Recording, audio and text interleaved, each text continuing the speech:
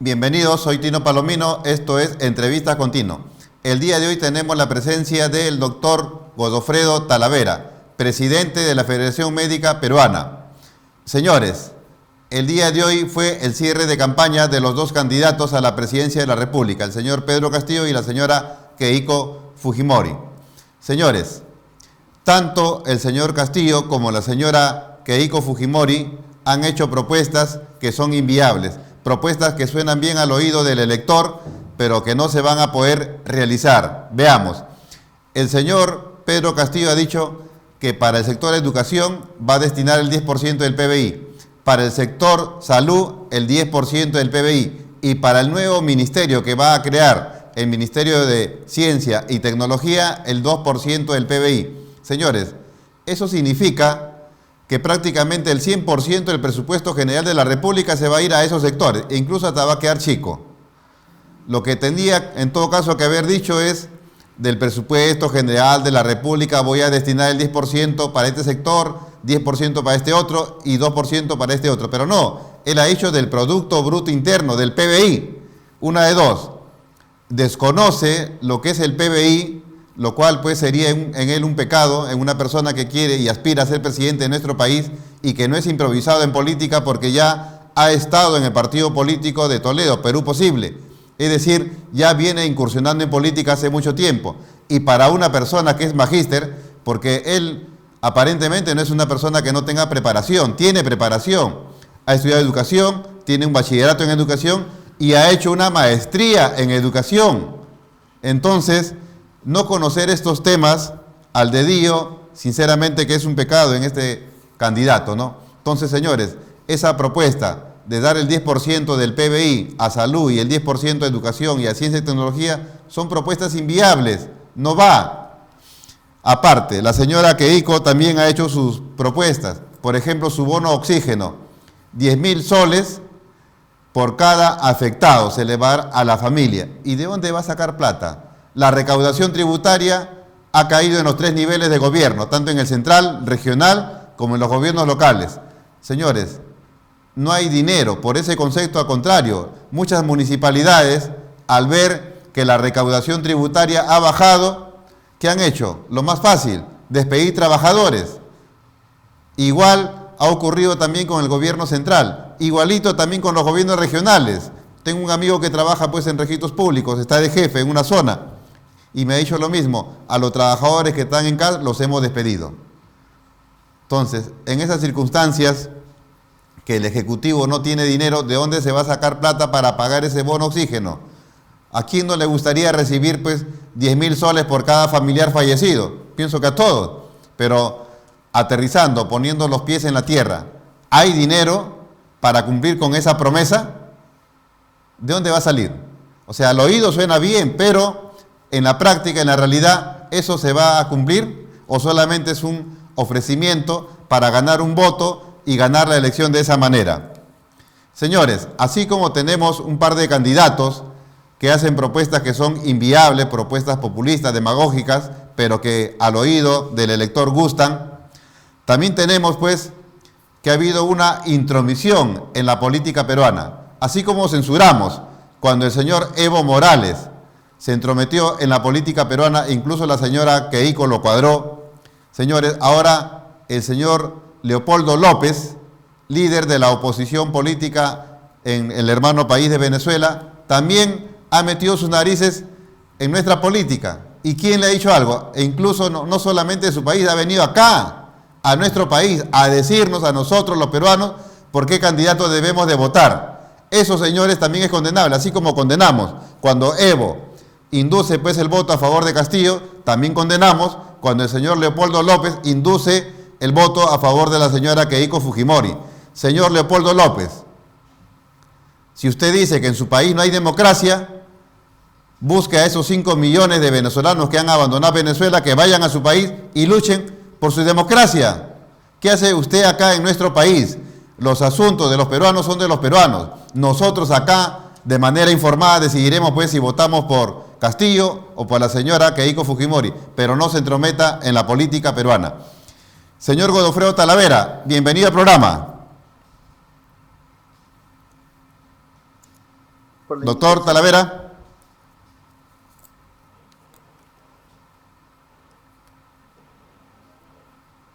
Buenas Doctor Talavera, noches. sí.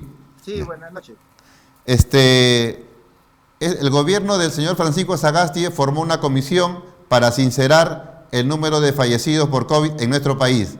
Ya esa comisión pues ha dado su resultado y prácticamente de ese numerito que nos da pues el MINSA se ha triplicado. Tenemos más de 180.000 muertos por causa del COVID. Somos el número 1 en mortandad a nivel mundial. ¿Cree usted que el señor Vizcarra, sus ministros y funcionarios tengan gran responsabilidad en este número de muertos? Obviamente que ya no va a tener muertos, pero ha sido mal manejada la pandemia.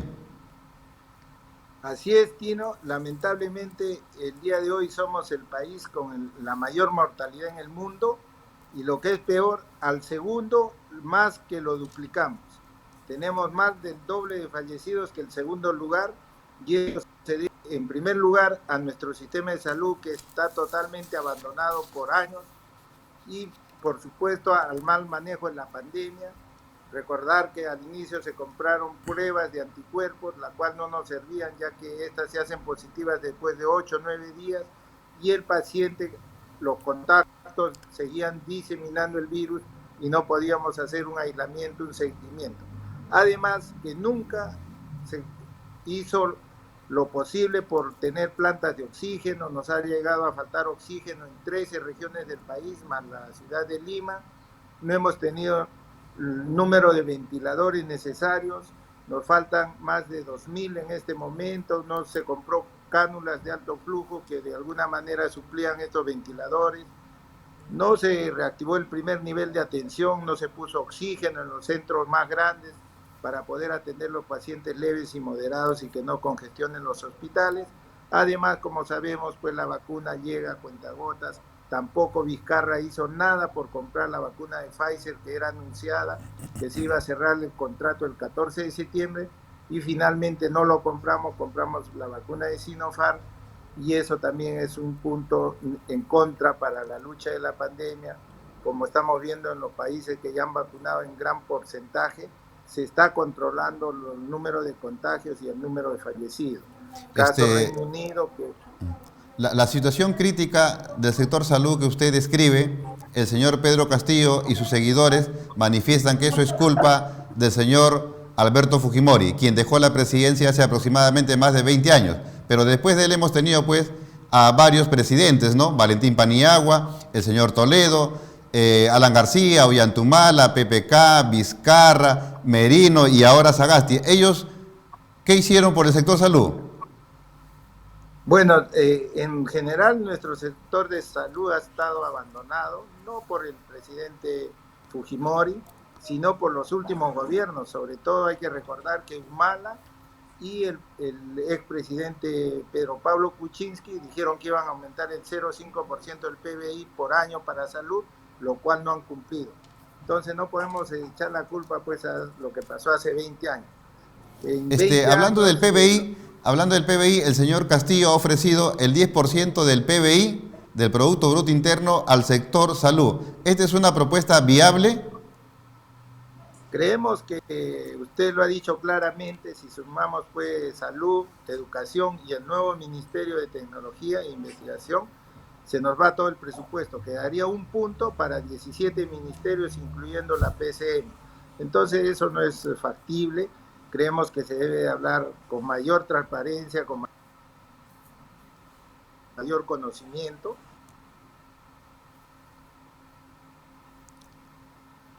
Doctor. Nos, PBI, nosotros hemos pedido un PBI entre 6 a 8%, ¿no?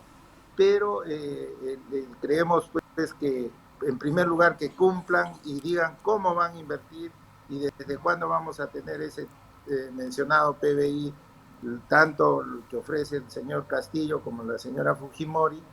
Si, no queremos pues que queden las promesas como ya hemos tenido los dos anteriores gobiernos.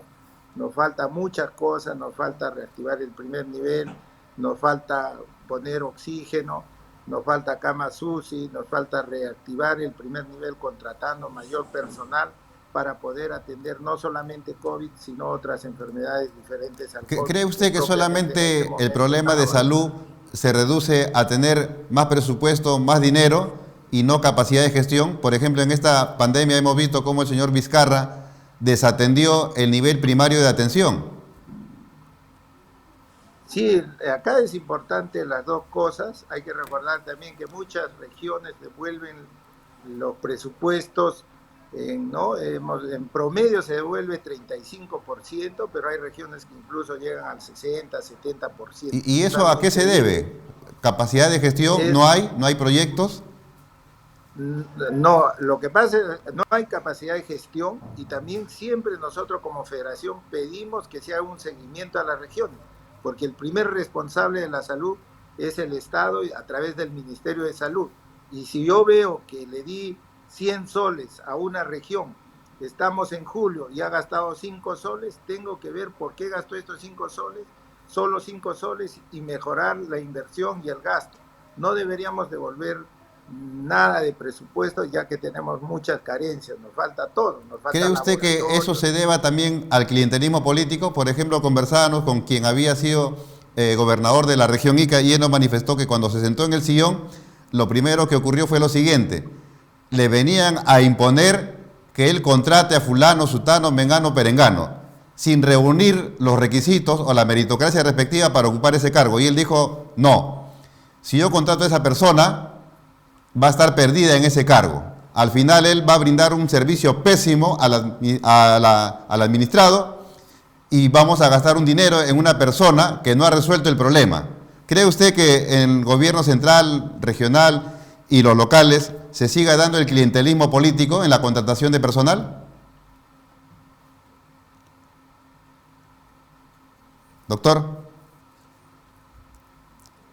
En realidad el personal, nosotros pedimos que sea por meritocracia. Lo que ocurre en muchas regiones es que se favorece al que es integrante de un partido político, a veces gente sin ninguna experiencia, acabando la carrera, o muchas veces ni siquiera conociendo el país, porque vienen del extranjero, han estudiado en el extranjero y vienen y terminan siendo directores de las regiones de salud. Entonces lo que se pide es meritocracia y eso lo estamos exigiendo, incluso le hemos hecho llegar en ese sentido un documento tanto al candidato Castillo como a la candidata Fujimori, que se requiere meritocracia.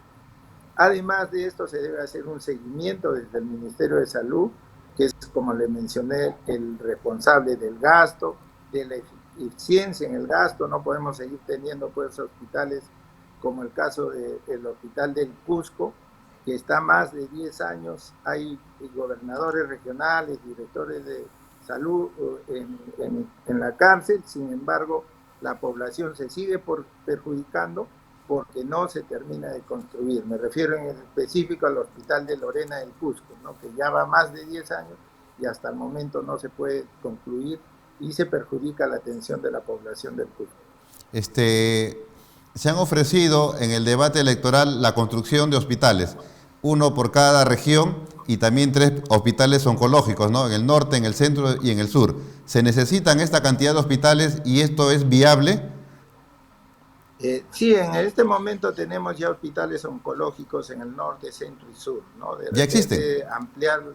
Ya existe el IREN en Arequipa, el IREN, Instituto Nacional de Enfermedades Neoplásicas de la región Arequipa, existe en Trujillo y en Huancayo, ¿no? También existe un instituto de oftalmología en Trujillo. Entonces lo que se requiere de repente es construir hospitales pediátricos en las macroregiones, ¿no? Y de repente un hospital oncológico en el oriente, en Iquitos, en la selva. Hubo esa propuesta, sin embargo, pues no se ha concretado. Entonces sí hace falta algunos, pero es imposible que sea pues 4 hospitales por región, ¿no? 4 o 1 materno-infantil, eso no es viable, ¿no? Tampoco tenemos tantos especialistas. Que se puede por macro regiones, ¿no? Uno en el sur, en el centro, norte y otro en el oriente. ¿A qué se debe? Sí, ¿a qué se debe que el señor Martín Vizcarra y sus ministros y funcionarios prácticamente detuvieron, ¿no? La atención primaria, las postas estaban cerradas y el colmo, el INEN, el Instituto de Enfermedades Neoplásicas, también estuvo cerrado. Los pacientes oncológicos no pueden esperar. Así es, hay muchas enfermedades que no pueden esperar. Fue una mala política que hasta el momento no se corrige. Nosotros ya en el Ministerio de Salud en algo estamos mejorando la atención de enfermedades diferentes al cáncer. Por ejemplo, yo trabajo en el Hospital de Niños, en el servicio de gastroenterología. Ya damos atención presencial de lunes a viernes en turnos completos. Entonces ya estamos casi volviendo a la normalidad.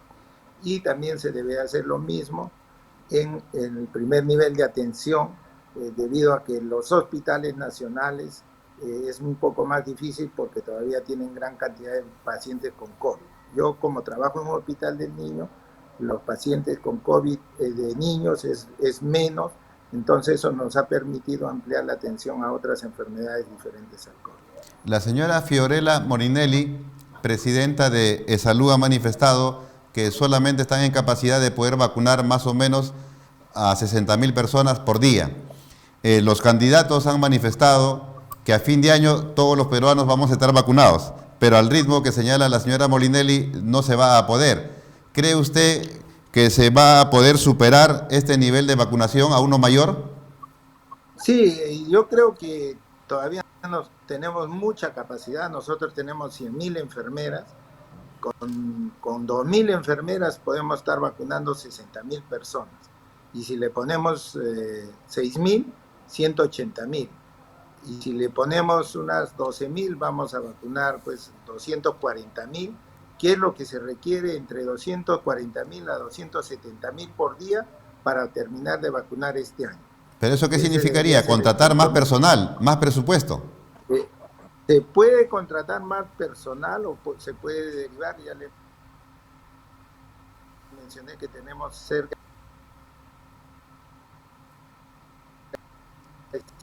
Doctor, no se le escuchó su respuesta. ¿Puede repetir, por favor? Tenemos 100.000 enfermeras y con cerca de 12.000 se puede llegar a esa meta de vacunar cerca de 250.000 a 300.000 por día. Se puede ampliar los horarios, ¿no? Hay que recordar que se está vacunando hasta las 3 o 4. Se puede vacunar, ahí en Estados Unidos y en muchos lugares vacunan 24 horas. Se puede usar colegios, universidades que están desocupadas, parques, ¿no? Todos los lugares que tengan un espacio amplio y de preferencia que tengan pues varias puertas de ingreso. No pueden ser parques, colegios, universidades. Entonces sí se puede ampliar la cobertura, se puede hacer también contratando o haciendo pues horas extras. La cosa es que lo más urgente es vacunarlo más pronto, porque ya se ha demostrado que lo único que hace reactivar la economía es cuando la población está vacunada y puede salir a hacer sus actividades habituales sin ningún riesgo y tampoco sin tener pues la urgencia de acudir a los hospitales que, como ya hemos mencionado en este momento, están todavía con alta ocupación de camas por COVID y la UCI probablemente 100% de ocupación de camas COVID. Se dice pues que esta segunda ola ha sido más letal que la primera y esperamos una tercera ola que parece que va a superar también a la segunda. Ya tenemos más de 180.000 muertos y vacunar al 100% de los peruanos hasta fines de año, eso todavía no se va a hacer realidad pues en el corto tiempo, porque hay que superar esa capacidad logística que tiene pues tanto el MINSA como ESalud. Y mientras, ¿qué se podría hacer para detener los contagios por COVID-19? Mire, en este momento ya tenemos vacunados a los mayores de 80 años y se ha visto que hay una disminución notoria de los ingresos de este grupo de pacientes, que era lo que más fallecían, al igual que el personal de primera línea como policías, médicos, enfermeras, psicólogos,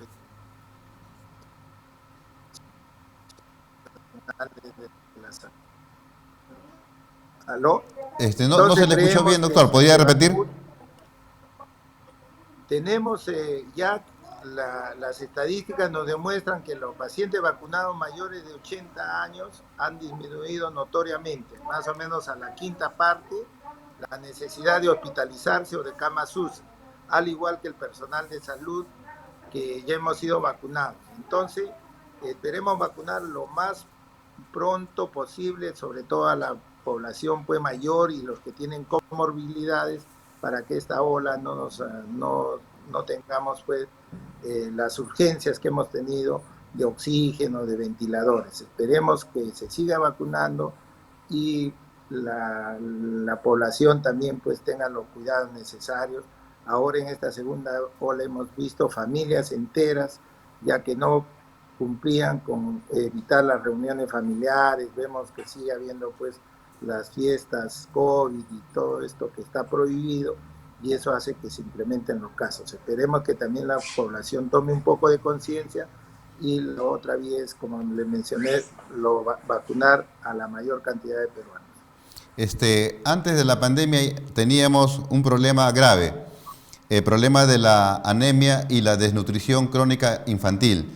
Y con esta pandemia esto se ha agudizado. Son más o menos como 7 millones de peruanos que han perdido su empleo. Es decir, no tienen cómo llevar pues el pan a su casa, se han volcado al negocio informal, ¿no? Pero eso tampoco hace que puedan recuperar esa capacidad que tenían antes, ¿no? De poder comprar sus alimentos.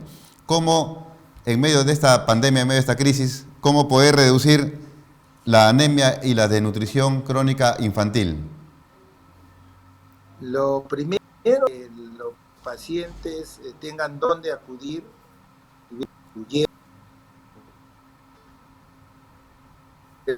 abran por eso todos los centros de salud del primer nivel para que los pacientes acudan. Lamentablemente pues hemos tenido un nuevo incremento, sobre todo en niños de 0 a 6 meses a 1 año, que ya estamos llegando a casi 60% de niños que tienen anemia. Entonces, eso es, lo segundo es que el gobierno pues debe hacer una ayuda en el aspecto social, ¿no? Sobre todo a los comedores populares, las ollas comunes, y el bono que se distribuyó en febrero hasta ahora no se termina de dar, reevaluar si sería conveniente o no, o dar otro bono de ayuda, sobre todo a los que más necesitan, ¿no? Yo creo que esas podría ser. La estrategia que había establecido Vizcarra y sus ministros de dejar de lado pues las pruebas moleculares y priorizar las pruebas rápidas, y ha devenido pues en lo que ya todos conocemos, más de 180.000 fallecidos por COVID. Esa estrategia actualmente ya se cambió, ya hemos dejado de lado las pruebas rápidas y priorizamos las pruebas moleculares, estamos haciendo los cercos epidemiológicos. Sí, hemos mejorado bastante, estamos haciendo cerca de 30 a 35 mil pruebas moleculares. Recordar que hacíamos menos de 5.000 en algún momento. Tenemos pruebas de antígeno que casi tienen valor similar, en otro porcentaje, en otra cantidad similar. Y pruebas moleculares de anticuerpos estamos haciendo más o menos de las 70.000, 5.000, 6.000. Todavía hacemos, pero ya en menor número. Idealmente deberíamos hacer más moleculares, inclusive menos de antígeno, porque la prueba de antígeno se hace positiva cuando el paciente es sintomático y generalmente al tercer día. En cambio, la prueba molecular es del segundo día, y así tenga o no tenga síntomas, tiene un alto rendimiento, ¿no? A diferencia del antígeno, que es del tercer día y requiere que el paciente tenga síntomas. Todavía se ven personas buscando oxígeno en las calles. ¿Este problema no lo hemos podido resolver? ¿A qué se debe?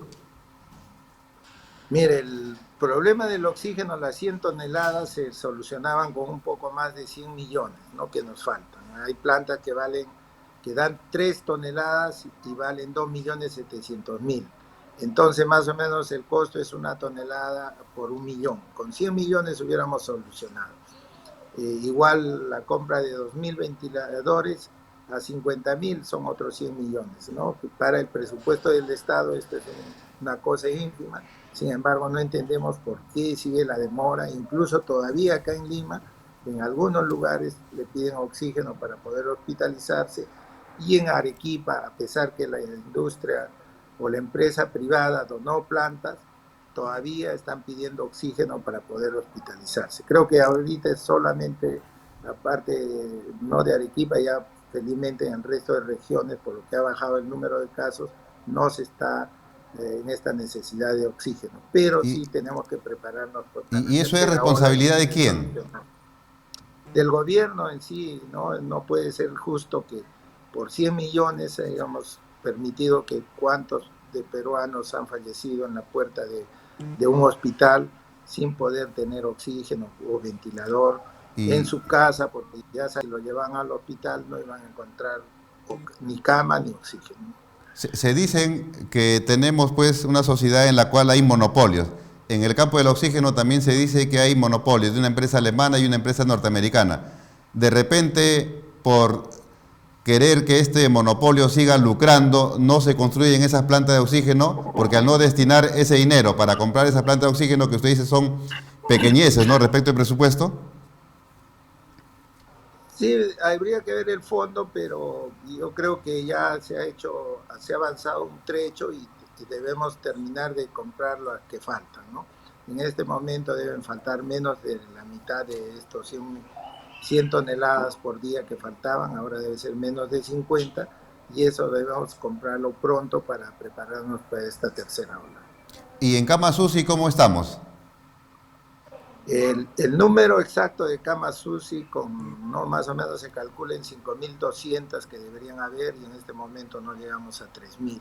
Nos faltan 2.000 a 2.500 para poder atender sin ningún problema si tengamos. Analizando a los candidatos, ¿cuál de ellos ofrece, así de manera viable, no de manera populista, resolver la pandemia? Bueno, nosotros hemos analizado bien ambos planes, ¿no? Y las modificaciones que están haciendo, pero muchas de ellas son inviables, ¿no? Y esperemos pues que cumplan con la salud primero, que se incremente el presupuesto, pero de una manera pues razonable, ¿no? No quisiéramos tener tantas carencias. Que se cumpla, otro pedido que hemos hecho es que se cumpla con los gremios. Nosotros nos han maltratado, consideramos que hemos recibido un maltrato por el expresidente Vizcarra, al no cumplir con la tercera fase de la escala salarial, al no haber nombramiento, después de uno que está ya en este momento 8 años en calidad de CAS, más 4 o 6 como tercero, y esa ley la mandó al Tribunal Constitucional, ¿no? No hay cambio de grupo ocupacional, no hay se debía un momento a terceros, 6, 8 meses, las horas complementarias se llegaron a deber hasta más de 8, 9 meses, y eso no puede ser justo, ¿no? Queremos pues tener cantidad suficiente de oxígeno, de ventiladores, de camas UCI, de recurso humano, que el primer nivel esté activo. Entonces, ya hemos tenido promesas que al final no se han cumplido, les mencioné los dos últimos gobiernos y esperemos pues que el que salga elegido cumpla con el sector salud, que a todas luces estamos olvidados y hemos tenido pues muchas carencias. Al inicio teníamos solo un laboratorio para hacer pruebas moleculares y eso pues no ha ocurrido en ningún otro país vecino, ¿no? Es decir, el sector salud, el personal, no se siente que los gobiernos de turno que hemos tenido hayan cumplido con la mejora salarial que ustedes merecen, ¿no? Han estado abandonados. Sí, nosotros incluso hay acta de acuerdo, la parte debían darnos en enero del 2020 la tercera parte de la escala salarial y hasta ahora ya estamos en junio, no tenemos nada.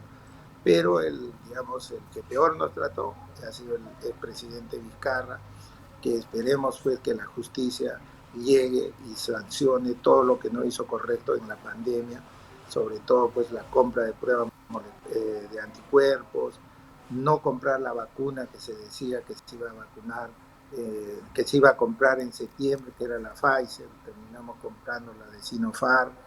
Siempre se hablaba que había 20 millones ya desde septiembre de la vacuna de rusa, la Sputnik 5. Sin embargo, hasta ahora ni siquiera el presidente Sagasti también lo menciona, pero no se cierra el contrato y es por eso que no tenemos esa vacuna en el país hasta el momento. El candidato Pedro Castillo manifiesta que el problema de salud es un problema estructural y necesariamente eso pasa por cambiar de constitución. Necesariamente, para resolver los problemas de salud que usted ha mencionado, tenemos que cambiar de constitución, es decir, esta constitución tirarla al tacho y poner otra constitución. No creo que sea necesario, ¿no? Porque lo que pedimos es que se dé el presupuesto que tienen los países vecinos, que va entre cerca del 6% en promedio, ¿no? No se necesita cambiar, solamente que en la ley de presupuesto se considere mayor dinero para salud, para hacer hospitales, para comprar, no necesitamos cambiar nada, ¿no? Para hacer un adecuado seguimiento del gasto, que no haya corrupción, no se necesita cambiar nada. Para que se centralice las compras masivas, para que se obtengan a menos costo, ¿no? A través de Senares se hace en este momento, no se necesita cambiar nada porque ya está establecido. No creemos, por lo menos Sí. en la parte de salud, que se cambie muchas cosas. La señora Fujimori ha ofrecido otorgar el bono oxígeno, que consiste pues en dar 10.000 soles por cada fallecido. Y como lo manifesté al inicio, esta pandemia pues ha ocasionado despidos masivos, la recaudación del gobierno central ha bajado, los gobiernos regionales y los gobiernos locales lo mismo, y muchos han recurrido pues a despedir personal. Es decir, no contamos con muchos recursos. ¿Cree usted que es viable esa propuesta de dar 10.000 soles por cada fallecido a los familiares? Sí, más o menos pues, estamos hablando de 1.800 millones, ¿no? Que es el 0.2 del 0.25 del PBI, de un punto del PBI, ¿no? En general podría ser factible, pero incluso hay mucha gente pues que lo necesita más, de repente hacer algún tipo de selección, ¿no? Unos más que otros, ¿no? Pues, claro, hay gente que, por ejemplo, tiene su seguro y propiamente le ha costeado todo, ¿no? El seguro, tanto social como particular, pero la gente que tiene SIS, que se ha atendido igualito, ¿no? Hay mucha gente que ha tenido que pagar de su bolsillo al inicio, sobre todo, ¿no? Pero igual, en propuestas económicas, pues usted lo dice claramente que si no hay recaudación tampoco podemos ofrecer muchas cosas, de repente hay limitantes. Por eso tenemos que no ser populistas, sino ser realistas, ¿no? Y en ese sentido incluso nosotros, pues como quisiéramos tener no solo 10% del PBI para salud, sino más. Tener 12, 13, pero la realidad es que eso es inviable, ¿no? Estamos en una situación sumamente crítica, la segunda vuelta. Ya de cara a esta segunda vuelta, por favor, un mensaje pues al electorado peruano, porque hay otro sector que está llamando a no votar, ¿no? No reconocen ni a uno ni a otro candidato, diciendo no me representa a ninguno de ellos. Nulo todas las elecciones. Bueno, yo creo que ya estamos en un momento que tenemos dos alternativas. Tenemos que elegir con mucho análisis cuál es la que nos va a favorecer, ¿no? Yo creo que un acto democrático y unas elecciones en donde el ganador se ve en las urnas es lo mejor que le puede pasar a un país, porque es la mayoría de gente que decide por un candidato o candidata, y en ese sentido tenemos que ir a votar y elijamos pues conscientemente, analizando bien las propuestas y también los equipos que están al lado de ellos, ¿no?